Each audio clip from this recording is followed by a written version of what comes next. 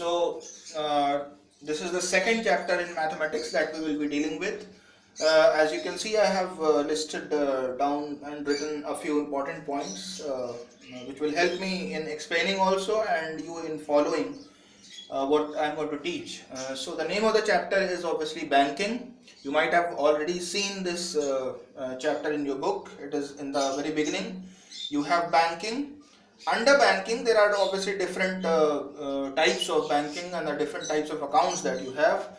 But we, according to our syllabus, will be dealing with what is known as the recurring deposit. Deposit obviously means the amount of money that you are giving to the bank, you are depositing, you are putting in your account. Okay, the important word over here is recurring.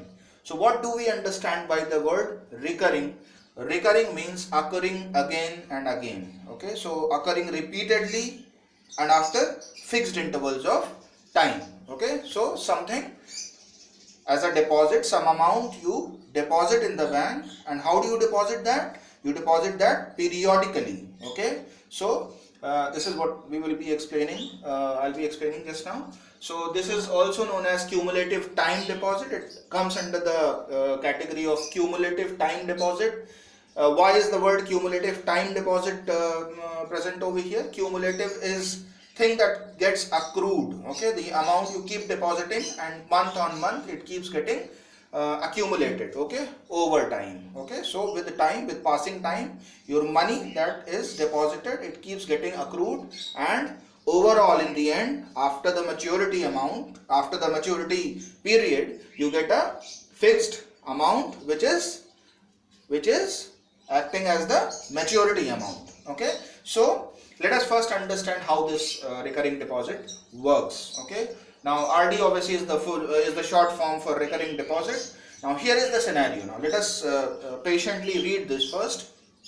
Some amount pre-decided. Okay, now the reason why I have written pre-decided over here is because generally when you go to a bank to open a recurring deposit, a normal recurring deposit account, you already have decided in your mind that okay, this is the amount that I will be depositing every month. Okay, so in the beginning, while you fill up the form for a recurring deposit, you already have decided that particular monthly amount. Okay, so some amount is to be deposited by the customer every month. Okay, so month on month you have to deposit that particular amount which is pre-decided for a pre-decided number of months in the bank. Okay, so there are two things that you have already decided before you open a recurring deposit account: the amount that you are going to deposit every month and the time or the number of months for which you are going to continue depositing. Okay, so what happens after that? And the bank then pays back the customer a sum total of the total amount deposited by the customer plus an interest amount on top of that. Okay, so obviously it won't be logical if you keep depositing your money every month. Suppose you go to a bank and decide that you will pay 1000 rupees every month. So 1000 you deposit in the first month, then again next month you go and deposit 1000, then again you go and deposit 1000. So suppose for 10 months, for 10 continuous months, you go and deposit 1000, 1000, 1000. Okay, so can anyone guess how much is the total amount that you have deposited? Total amount that you have deposited after 10 months. So after 10 months, obviously you have deposited 10,000 rupees with the bank. So will you be okay if the bank after the completion of 10 months gives you back your 10,000 rupees only? Obviously not. So then why are you keeping your money in the bank if you are only going to get back the amount that you have been depositing? You obviously want an extra amount as an interest to come to you. Okay, so suppose you have deposited 10,000 rupees over a period of 10 months. You obviously want the bank to give you in excess of 10,000. Okay, so whatever amount you get in excess of that 10,000 rupees is what is known as the interest amount. Okay, so this is the reason why a person goes to a bank to deposit his money in different ways so that he gets an interest on top of that.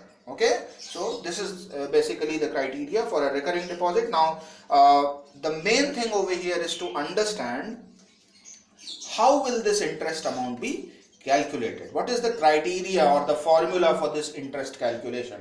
Okay, so I have listed down an example over here. We'll try and understand it slowly. So here is an example. Now you see, if a customer deposits rupees P every month for a period of n months, okay, so obviously if he is depositing P in the first month, P again in the second month, P again in the third month, so every month he is depositing P, okay, so for n months he has deposited. So obviously how much is the total money that he has deposited?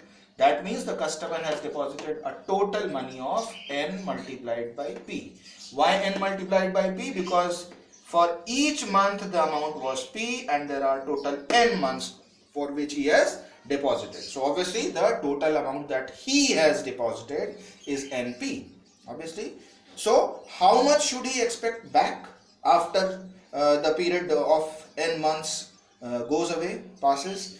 How much should he expect? Should he expect only NP? No, obviously not. This is the amount that he has deposited. So he wants some extra amount as interest. So if you come down over here, after the completion of n months, bank pays back an amount A, capital A, where A is known as the maturity amount, you can see over here, such that A is equal to NP plus interest. Okay, so obviously NP over here, if you can read, NP is the total amount that the customer had deposited in n months. Okay, so this is the money that the customer has deposited. So obviously he is going to get that back, plus interest amount. So over here if you read, additional amount that is added by the bank as a return favor for keeping his money with the bank. So obviously if a customer is keeping his money with the bank is going to pay some interest on top of that. So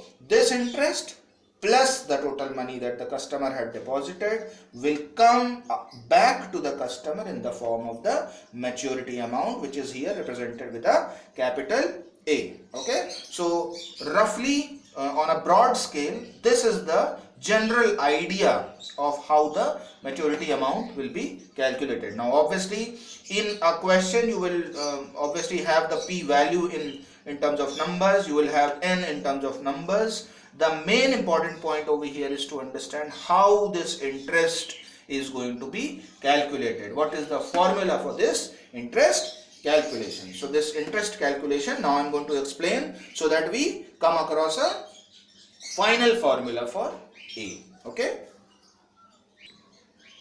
Okay, so here we are with a case that will help us in understanding how we get a formula for the interest. Now you see, this is a case. Rupees P is deposited every month for n months at R% per annum. So R%, what is that R%? R% means the rate percent decided by the bank or offered by the bank to the customer. Okay, so per annum, obviously everyone understands per annum means yearly, per year. The rate percent that is applied is every year, is for every year. So now you see, rupees P is deposited every month. Now what is exactly what is happening is, let us look at it month by month.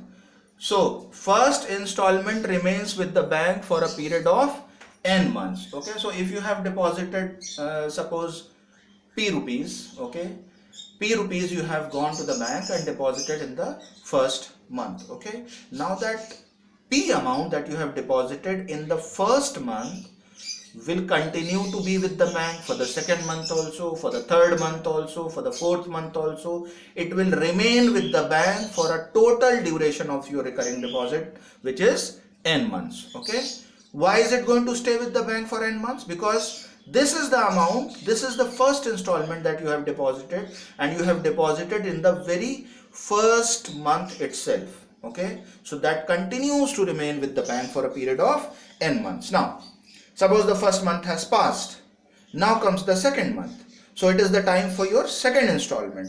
So again you go to the bank, again you deposit P rupees. Now this P rupees that you have deposited in the second month is going to continue for the third, for the fourth, for the fifth, and so on till the nth month, which is the last month. Okay, so now can somebody guess for how many months is this second installment going to be with the bank? Yes, it is going to be for n minus 1 months total. Why? Because the second installment has been paid in the second month. First month has already gone. Okay, so the first month has already passed. So out of total n months, you have n minus 1 months remaining, and so your second installment will be there with the bank for n minus 1 months. Now suppose the second month also passes. Now is the time for the third installment. So the third month has started. So when you go to deposit the third installment, 2 months have already passed away. 2 months have already passed away. So your third installment of P rupees is again going to be with the bank for n minus 2 months. Why minus 2? Because those 2 months have already gone. Okay, so continuously like this it goes on till we reach the last installment. So that obviously the last installment of P rupees, you are depositing it in the last month. So last month of the RD account. Okay, after which your RD time will be up. Okay, so obviously the last installment is obviously going to be there with the bank for only 1 month. Okay, because that's the last month in which you are depositing. Okay, after that the maturity time comes. Okay, so this is how it is going to be. Okay, so total or the equivalent principal for a period of 1 month, if you calculate, it is going to be P plus 2P plus 3P plus 4P and so on till NP. Why do you think is this P present all the time in every month? Because it is the P amount that you are depositing month on month, every month. First month also P, second month also P, third month also P, and in the nth month also you are paying an amount of P. So P, as you can see, it can be taken out common from here. So if you take P common over here, you will have 1 plus 2 plus 3 plus so on till n will be there in the bracket. Okay, so once you have taken P common, you can have a look. The bracketed portion is nothing but 1 plus 2 plus 3 plus 4 plus so on till n.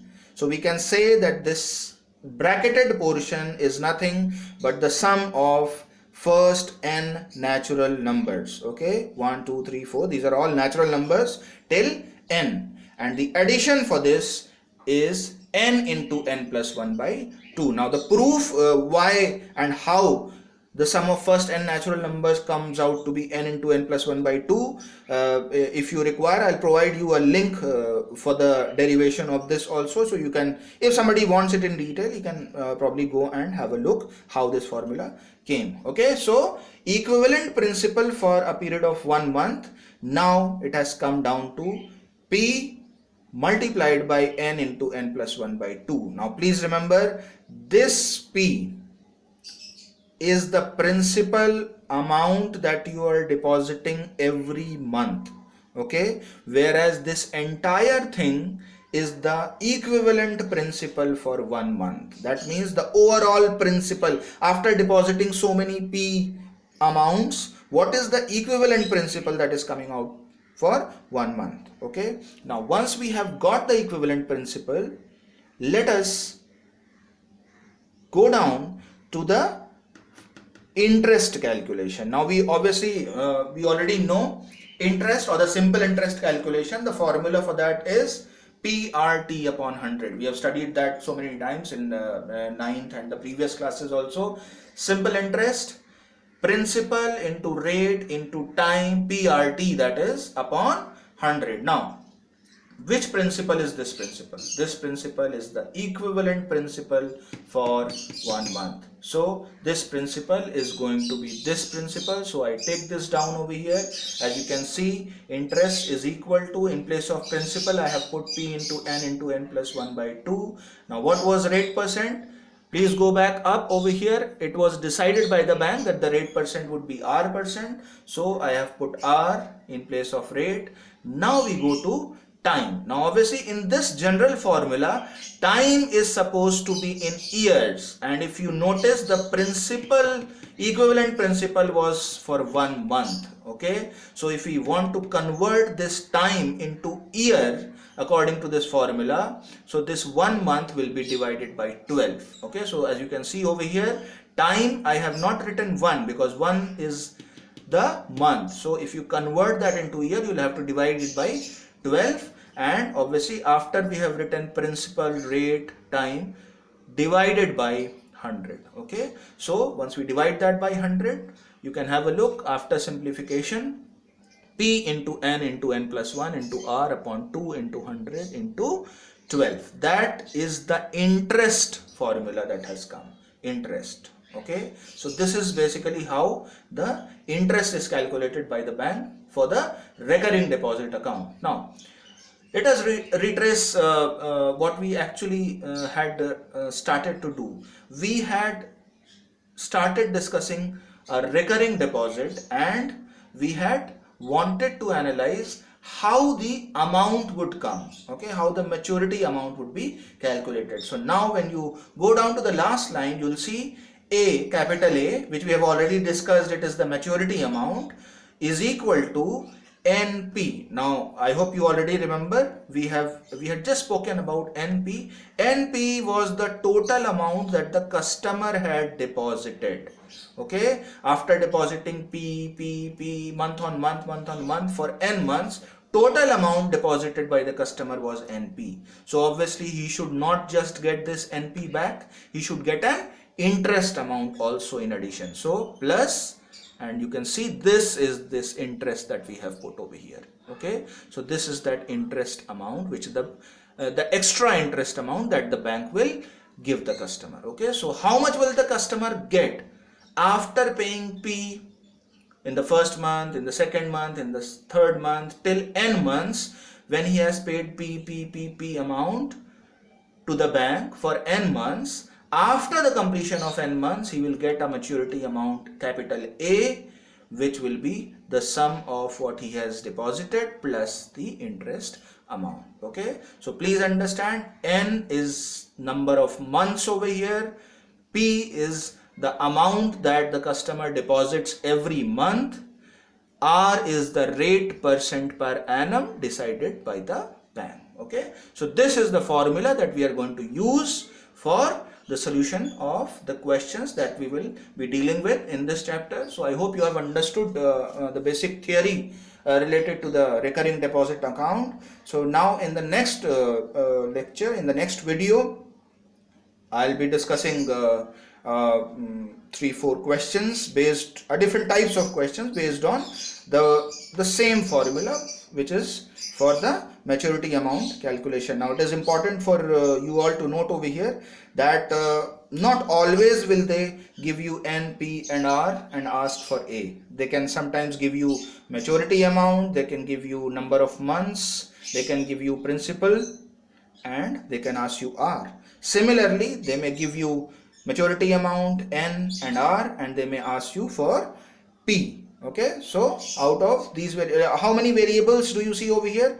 1, 2, 3 and 4. So out of these 4 variables, 3 will be given to you and the 4th one you will have to calculate. Okay, so we'll be dealing with the questions in the next video. Now before we move on to the next video, I hope that you will have a clear look, read it in the book also, try to follow what I have tried to explain, and so that the question solving becomes easier. Okay, thank you.